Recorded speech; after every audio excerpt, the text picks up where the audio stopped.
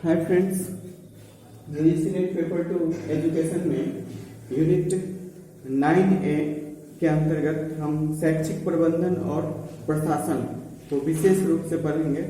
इसके अलावा जो इम्पोर्टेंट पॉइंट है इसमें, जैसे कि POSDCORB, CPM, PERT and SWOT इत्यादि, इसको हम विशेष रूप से पढ़ेंगे। इस यूनिट में जो मुख्य प्रश्न आने की संभावना है वो इसके प्रबंधन से और इसके सिद्धांत, कार्य और महत्व से भी, और ये CPM, PERT, SWOT ये भी बहुत ज़्यादा इम्पोर्टेंट है। इस यूनिट के इस पार्ट से बहुत ज़्यादा प्रश्न आते भी हैं और आने की संभावना भी है, तो इसे आप विशेष रूप से देखिए और समझने की कोशिश कीजिए। फर्स्ट पॉइंट है हमारा शैक्षिक प्रबंधन और प्रशासन। शैक्षिक प्रबंधन का अर्थ ही हुआ कि शिक्षा में प्रबंधन या शिक्षा में प्रशासन। अभी हम कुछ देर पहले यूनिट पिछले वीडियो में जो 8D या 8C के लिए था उसमें हमने बतलाया था कि प्रशासन क्या है, तो इसमें हम समझ लेते हैं कि प्रबंधन क्या है। तो प्रबंधन जो है, जैसे कि शैक्षणिक इकाई के रूप में आप अगर कोई काम कर रहे हैं स्कूल के रूप में या कोई टीचर के रूप में, कोई इंस्टीट्यूशन के रूप में, तो आप शिक्षा को किस तरह से डिस्ट्रीब्यूट कर रहे हैं, शिक्षा का क्या आपका शिक्षा किस तरह से प्रसारित करने का आपके पास तकनीक है, तरीका है, क्या व्यवस्था है, किस रूप में आप बच्चों को पढ़ाते हैं, कैसे PDF देते हैं, क्या सिस्टमेटिक अरेंजमेंट है। तो ये जो सिस्टमेटिक अरेंजमेंट है वही आपका प्रबंधन कहलाता है, और वो एक अच्छी रूल रेगुलेशन के अंदर हो तो वो आपका प्रशासन कहलाता है। अर्थात जब शिक्षा एक अच्छी प्रणाली के रूप में, एक अच्छी पद्धति या सिस्टम के रूप में प्रशासनिक रूप से हो रही हो और व्यवस्थित हो रही हो, तो वह आपका शैक्षिक प्रबंधन और प्रशासन कहलाती है।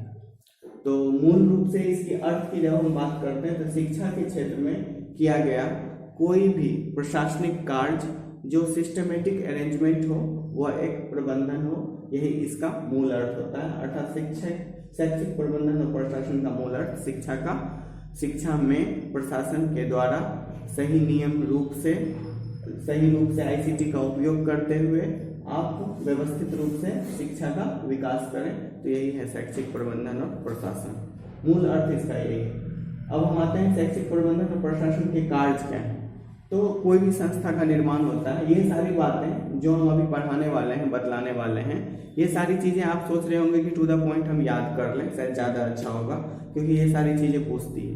लेकिन आप इसे तो पढ़िए, याद करने की कोशिश करना है तो करिए, बट मेरे हिसाब से अगर आप एक पीसफुल माइंड से अगर आप कभी भी बैठ के सोचिएगा, जैसे कि आप मान लीजिए कि आप एक स्कूल खोल रहे हैं, आपको यह सोचना है कि मैं एक स्कूल खोल रहा हूँ, तो आप उस स्कूल को चलाने के लिए क्या कीजिएगा, किस तरह से प्रबंधन कीजिएगा, किस तरह से मैनेज कीजिएगा, क्या आपका व्यवस्था होगा, वो आपका प्रबंधन होगा। और कहाँ आप डायरेक्टर होइएगा, निर्देशक होइएगा, प्रिंसिपल होइएगा, या जो भी होइएगा, आप उस स्कूल के ऑनर होइएगा, तो आपका कोई ना कोई रूल रेगुलेशन होगा जिसके अकॉर्डिंग आपका सभी टीचर या स्टूडेंट वर्क कर रहा होगा। तो यह आपका प्रशासन हो गया। अर्थात आपके ही हाथ में प्रशासन है, आपके ही हाथ में प्रबंधन है, और आप ही शिक्षा का प्रसारण करने वाले हैं। और आप बीच में जिन माध्यमों का उपयोग कर रहे हैं, चाहे वो ICT हो या ऑनलाइन हो, ऑफलाइन हो, या कुछ भी हो, ह्यूमैनिटिक सोर्स हो, मानवीय सोर्स हो, ये सारे उसके एलिमेंट्स हो जाएंगे। तो इसमें आपको अब पूछेंगे कि इसका अर्थ क्या हुआ, आप खुद समझिए। इसका कार्य क्या है तो आप खुद कर सकते हैं, इसका सिद्धांत क्या है वो आप खुद बना सकते हैं, और इसका इम्पोर्टेंस क्या है ये भी आप खुद बना सकते हैं। तो इन सभी चीज़ों को पढ़ने की ज़रूरत भी नहीं पड़ेगी, और आप खुद समझ सकते हैं कि हम जब स्कूल खोलेंगे तो उसमें क्या कार्य होगा, उसकी क्या प्रिंसिपल होना चाहिए, क्या सिद्धांत होना चाहिए, क्या फंक्शन होना चाहिए, क्या इम्पोर्टेंस होना चाहिए। और जब आपके स्कूल में अच्छा इम्पोर्टेंस होगा, अच्छी वर्क होगी, अच्छी प्रिंसिपल होगी, तो वो स्टूडेंट आएगा, पढ़ेगा, आपका स्कूल डेवलप होगा। तो सिंपल सी बात है। तो इसको आप बड़ा सा विस्तृत रूप में नहीं लेकर, एजुकेशनल सोर्स से नहीं लेकर, आप प्रैक्टिकल वे में इसे सोच के देखिए, तो ये सारे जवाब आपके पास ऑलरेडी मौजूद हैं। आइए फिर भी हम इनको कुछ देखते हैं। आपको इसमें से जो भी यूजफुल लगे आप लीजिए और सेल्फ क्रिएट कीजिए, सेल्फ थॉट बनाइए।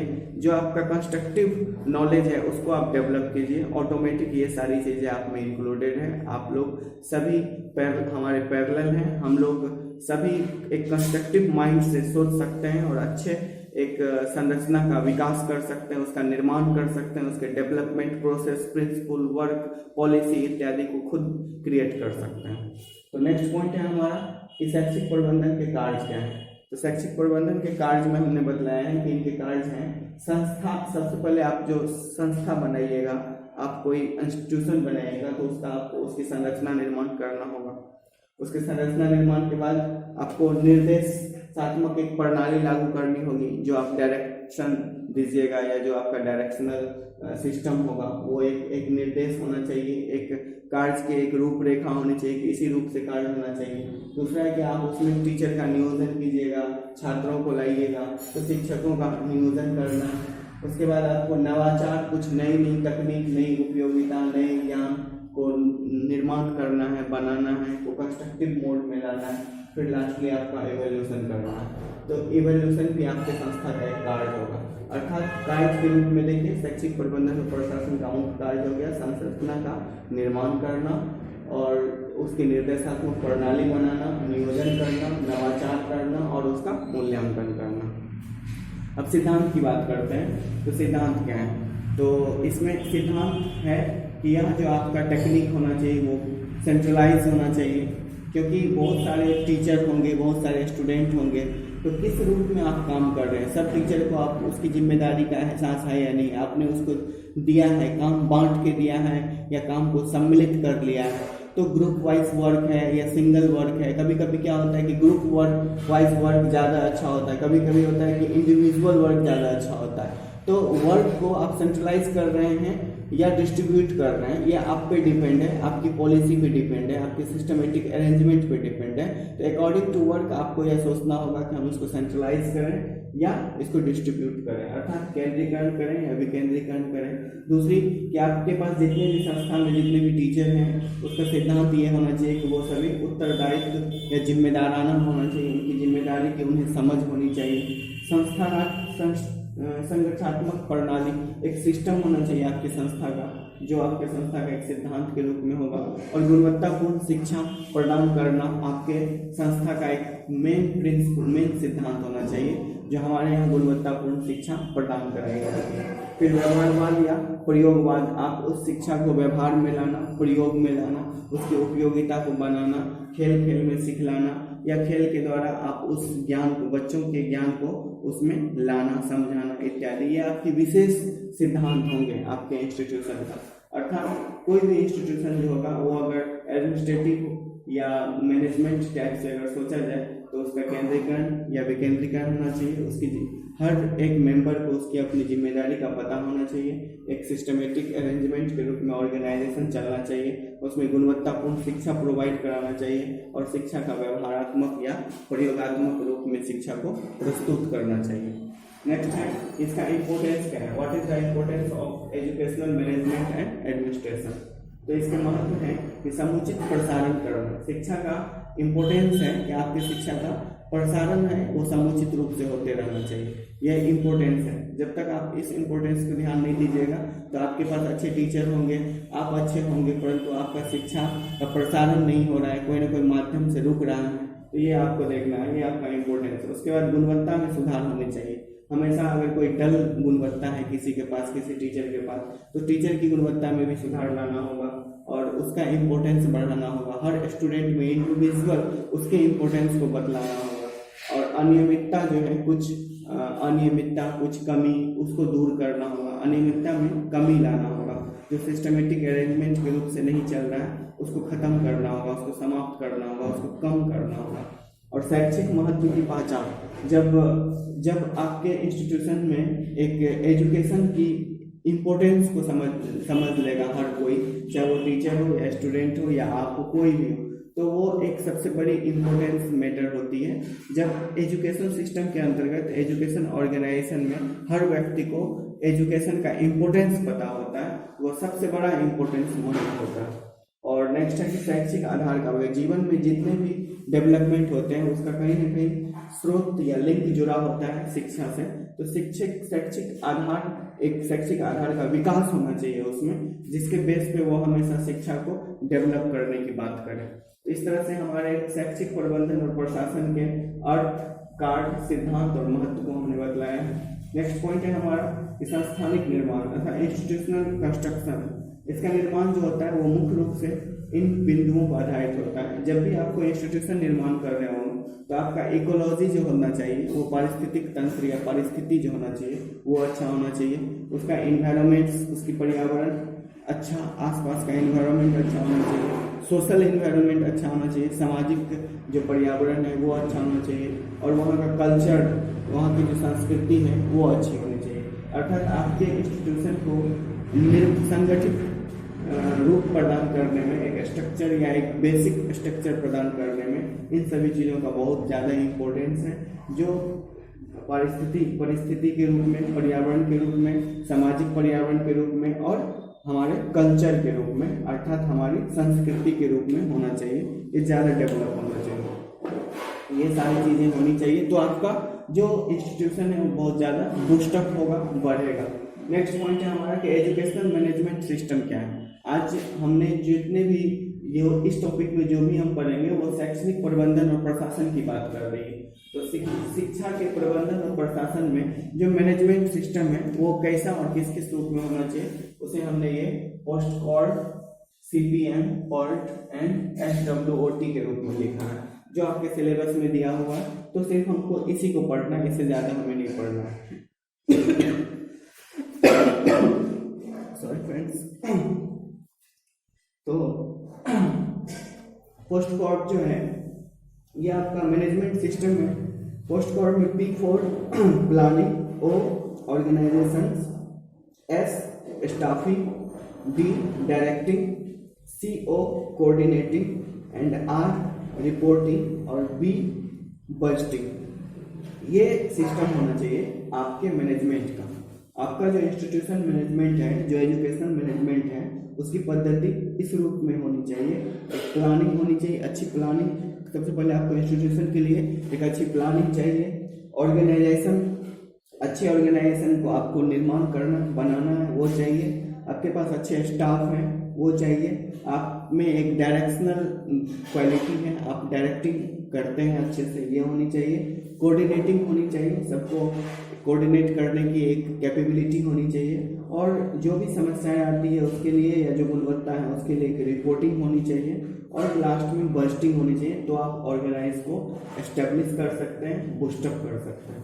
नेक्स्ट हमारा CPM, C for certified, P public और M मैनेजमेंट, अर्थात वह मैनेजमेंट, वह प्रबंधन जो सभी के लिए और समान रूप से, कॉमनली रूप से सेटिस्फाइड हो। तो सेटिस्फाइड जो आपके इंस्टीट्यूशन में जो मैनेजमेंट है वो दूसरों को संतुष्टि प्रदान कर रहा हो, ऐसा आपका मैनेजमेंट होना चाहिए। PERT क्या है? PERT programme of evaluation review technique, P programme, E evaluation, R review और T टेक्निक। अर्थात आपका जो प्रोग्राम होना चाहिए वो मूल्यांकन के दृष्टिकोण से होना चाहिए। और इस प्रोग्राम के मूल्यांकन का एक रिव्यू आपको पता होना चाहिए। और इस प्रोग्राम के निर्माण में अच्छी टेक्निक का उपयोग करना चाहिए। तो आपका जो मैनेजमेंट होगा वो PERT के बेस पे होना चाहिए। अच्छी प्रोग्रामिंग, अच्छी इवैल्यूएशन और रिव्यू एंड अच्छे टेक्निक का यूज होना चाहिए। नेक्स्ट है SWOT। यह भी आपको प्रोग्रामिंग सिस्टम के अंतर्गत ही आता है, जिसमें S for strength and W weakness, O opportunity and T traits. इसमें दो टर्म में इसे बांट दिया गया है। एक्चुअली इसे दो टर्म में बांट दिया गया है। जो SW जो है वो इंटरनल पार्ट है और OT जो है वो एक्सटर्नल पार्ट के रूप में माना जाता है। तो स्टूडेंट जो होता है ना, उसका एक स्ट्रेंथ पॉइंट होता है, एक मजबूत बिंदु होना है। जब भी आप इंस्टीट्यूशन बनाइएगा तो इंस्टीट्यूशन के निर्माण और मैनेजमेंट में देखिएगा तो उस इंस्टीट्यूशन में कुछ अच्छाई होती है और कुछ बुराई होती है। कुछ इंटरनल पॉइंट होता है, कुछ एक्सटर्नल पॉइंट होता है। तो इंटरनल पॉइंट में हमें देखना है कि जो भी स्ट्रेंथ है, जो भी गुणवत्ता है, जो भी मजबूती है, जो भी अच्छी चीज़ है, चाहे वो संस्था में हो या स्टूडेंट में हो, उसे हमें देखना चाहिए। दूसरा है कि उसके वीकनेस को भी हमें देखना चाहिए। तो जो स्ट्रेंथ है उसको छोड़कर जो वीकनेस है उसको थोड़ा और ज़्यादा बूस्टअप करने की कोशिश करना चाहिए। ये हमारा इंटरनल पॉइंट हुआ। एक्सटर्नल पॉइंट है हमारा O अर्थात अपॉर्चुनिटी और T अर्थात ट्रेड्स। तो अपॉर्चुनिटी क्या है, जो एक्सटर्नल पॉइंट है हमारे इंस्टीट्यूशन का या हमारे उस स्टूडेंट के लिए अच्छी अपॉर्चुनिटी है या नहीं हमारे इंस्टीट्यूशन में, एंड उसके पास कोई खतरा तो नहीं, कोई समस्या तो नहीं है, उसके थ्रेट्स तो नहीं है, उसकी समस्याएं तो नहीं, अर्थात उसकी अच्छाई इंटरनल पॉइंट में उसकी मजबूती और उसकी कमजोरी को देख रहे थे। उसकी मजबूती को छोड़ के कमजोरी को बूस्टअप करना चाहिए। और सेकंड पॉइंट जो है एक्सटर्नल, वो अपॉर्चुनिटी है थ्रस्ट के रूप में। तो अपॉर्चुनिटी अवसर जो है उसे और ज़्यादा बूस्टअप करना चाहिए, और ज़्यादा लाना चाहिए, अच्छे अवसर की प्राप्ति हमारे संस्था में हमारे बच्चों के लिए हो। और ये जो थ्रेट्स हैं अर्थात उसकी जो कमी है, उसमें जो खतरा है जो हमारे इंस्टीट्यूशन पे है या हमारे बच्चों के लिए है, उसे भी हमें देखना चाहिए। उसके लिए भी हमें समस्या या समाधान के दृष्टिकोण से उसे समझना चाहिए। अब और भी कुछ पॉइंट है हमारे इस यूनिट में जो है हमारा educational system human relation approaches to administration. अभी हमने देखा कि ये सारे इंस्टीट्यूशन जितने हमने बनाए हैं, इसमें बनाने वाले जो हैं आदमी हैं और इसको चलाने के लिए भी आदमी हैं। इसके चलाने में बहुत सारे आईसीटी का उपयोग हो रहा है, बहुत सारे सिस्टम टेक्नोलॉजी आईसीटी इत्यादि का यूज हो रहा है। तो इस आईसीटी के यूज में जो एक एडमिनिस्ट्रेटिव पावर होना चाहिए, जो टेक्निकल पावर होती है, जो टेक्नोलॉजी का उपयोग किया जाता है, वो कहीं ना कहीं एडमिनिस्ट्रेशन के रूप में होता है। और अप्रोच जो ह्यूमन रिलेशन अप्रोच जो होता है, तो मानवों के साथ जो संबंध होना चाहिए वही संबंध मानवों का इलेक्ट्रॉनिक्स गैजेट्स या इस तरह के इंटरनेट सोर्स के साथ भी होनी चाहिए। तो वो फिर उसको अच्छे तरह से कोऑर्डिनेट कर पाएगा और अच्छे तरह से उस अपनी समस्या या अपनी जिम्मेदारी को निभा पाएगा। एग्जाम्पल के लिए, अगर आप एक ऑफिस में काम कर रहे हैं, आपके पास एक अपना कंप्यूटर है, तो आप अपने कंप्यूटर के पासवर्ड, आप अपने कंप्यूटर के सिस्टम इत्यादि का एनालिसिस किए हुए हैं और आप अपने कंप्यूटर के अकॉर्डिंग भी कभी कभी चलते होंगे। तो आप कहीं ना कहीं एडमिनिस्ट्रेशन हैं, आप में एक प्रशासनिक दृष्टिकोण है, परंतु आप एक इंस्ट्रूमेंट के साथ इंस्ट्रूमेंट के साथ आप कोरिलेट करके अपने रिलेशन को लेके चल रहे हैं। तो कभी कभी इंस्ट्रूमेंट्स के साथ जो अप्रोचेज होते हैं उसके साथ हमें जुड़ना पड़ता है, जो हमारा ह्यूमन रिलेशन है। तो मानवों के साथ तो होना ही चाहिए हमारे इंस्टीट्यूशन में, और इसके अलावा भी इंस्ट्रूमेंट के साथ भी जो हमारा संबंध अच्छा होना चाहिए, तभी हमारा एडमिनिस्ट्रेशन एंड अप्रोच एंड इसका डेवलपमेंट या एंड मैनेजमेंट एंड एडमिनिस्ट्रेशन ये सारे डेवलप करेगा। तो इस बिंदु को हमें विशेष रूप से समझना था, जो हमने समझ लिया। और भी 3 बिंदु हैं हमारे इस यूनिट में।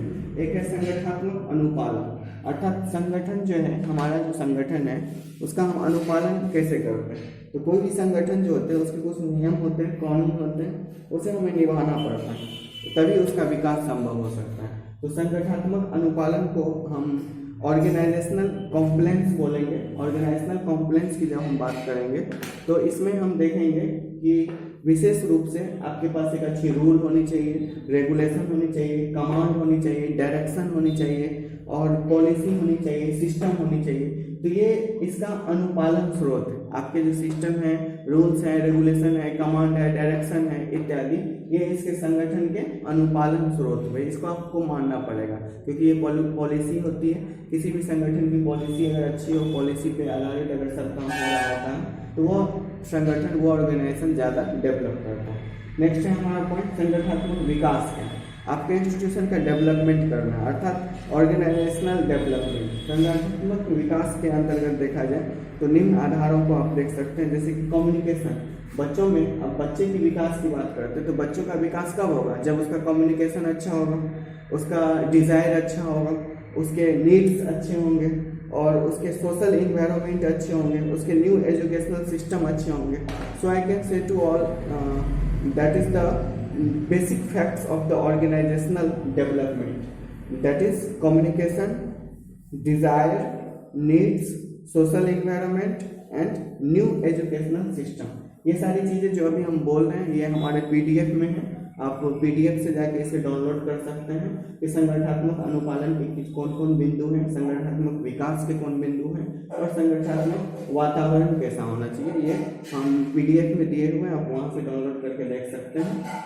और विशेष रूप से किसी भी संस्था में उसके अच्छे सिस्टम होने चाहिए, अच्छी विकास होनी चाहिए, तभी उसका विकास होगा और इसके लिए उसका वातावरण भी बहुत ज़्यादा इम्पोर्टेंट होता है। कोई भी इंस्टीट्यूशन का वातावरण बहुत अच्छा होगा तो ही उसकी सिस्टम पद्धति भी मानी जाएगी और तो ही उसका विकास संभव होगा। तो संगठनात्मक वातावरण क्या है इसे भी हम देख लेते हैं। ये ऑर्गेनाइजेशनल क्लाइमेट जो है वह मुख्य रूप से इन्फ्लुएंस होना चाहिए।